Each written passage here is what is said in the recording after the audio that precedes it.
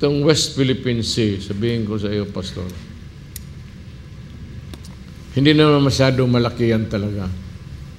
Ay, puro sa ilalim ng mga bato yan eh. Parang shallow na ano.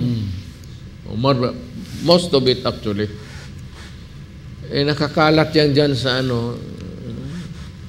Mangisda na lang tayo doon. Bakit ka magkagira ng puta? Kaya ako nung ano sabi ko, Philippines yun, sabi mo, magmumukha akong sa mga military. Doon at yung presidente ako. Keep it off my table, guys. Don't give me any problem. So wala, China, usap lang.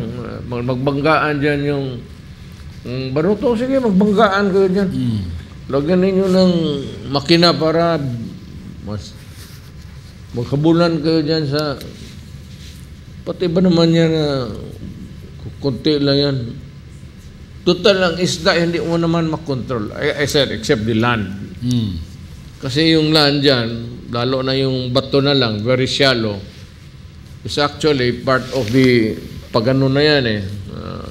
Palalim na. So, dito, mababaw pa. Yan, baka may mga oil. Pero kung wala yung mga uranium, oil, o mga minerals, wala yan. Kung isda lang, isda, siyempre, ang isda, maglangoy ng pupuntang Palawan, tapos babalik doon, pupuntang Taiwan.